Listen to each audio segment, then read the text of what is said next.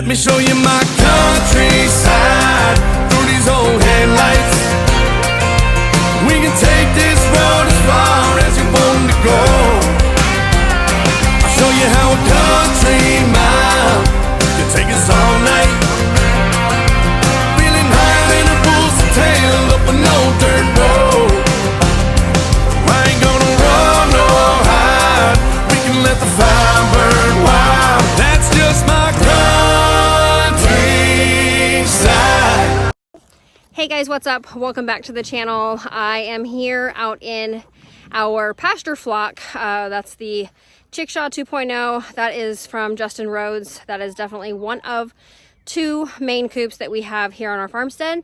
We just recently cut all the pasture that we have where we will be building our around 2-acre fencing for sheep in the spring. So we are going through now utilizing the chickens and regenerative farming methods here on our farmstead to get the grass to grow in this pasture. So this is kind of an idea of what it looks like now. I will play some clips here.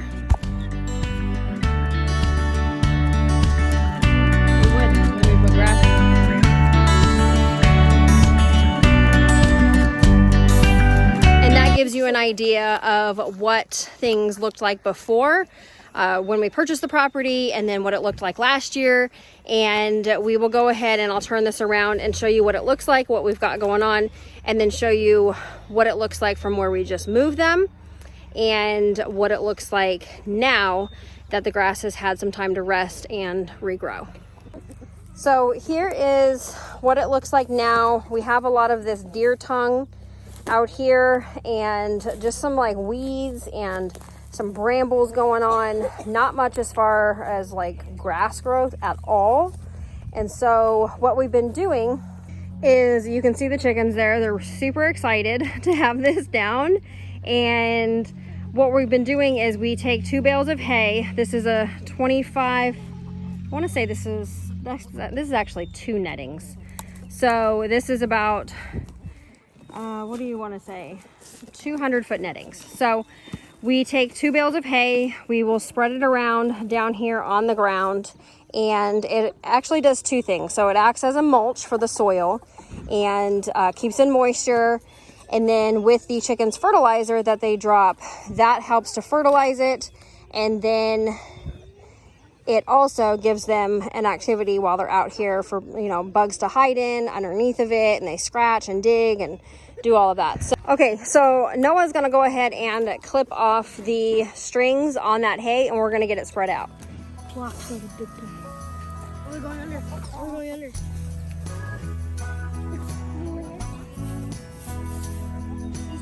And that is exactly what we want them doing. So by them fertilizing and scratching through this, what it's actually doing is it's telling the soil, hey, there's animals here and we need you to produce grass for us, please.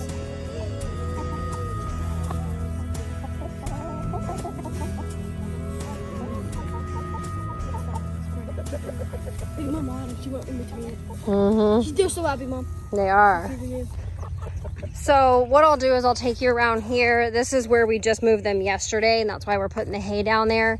And we've been generally leaving them in a spot for about a week or two because our property does not have much grass anyways. You typically would not want an animal to overgraze any one spot, but because there's not much here anyway of what we are desiring, we leave them on typically for about a week or two, and that creates a nice pile underneath the chickshaw and all throughout here of their fertilizer.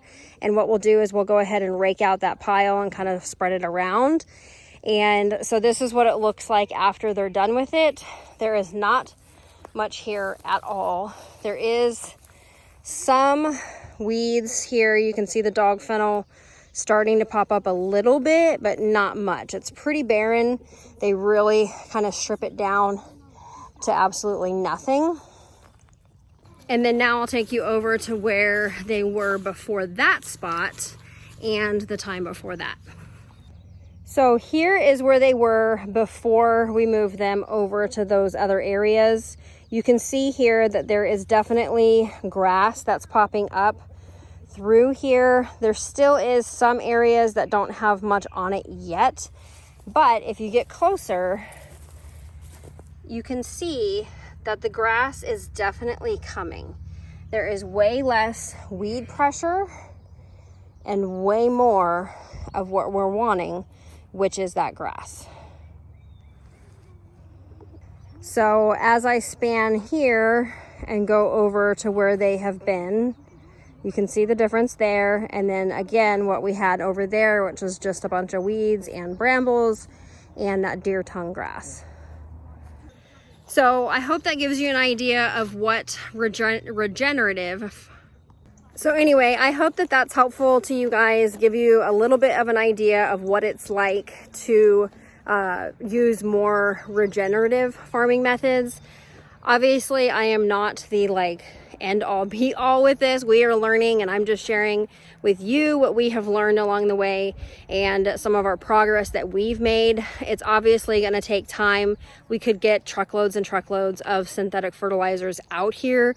That's just not the route that, number one, financially is feasible for a lot of people, and number two, I really don't want to add synthetics of anything on our property when we can utilize nature in its capacity that we're able to do. So anyways, that gives you an idea of current, what it was, and what it's turning into here.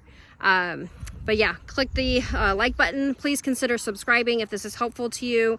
We really are doing a lot of homemaking, homesteading, and gardening here on our homestead, and we produce videos every week to give you guys some updates, teach you some tips and tricks, not necessarily the tricks, but what we have experienced that's helped us. So I hope to see you soon. We'll catch you on the next one. It is, huh?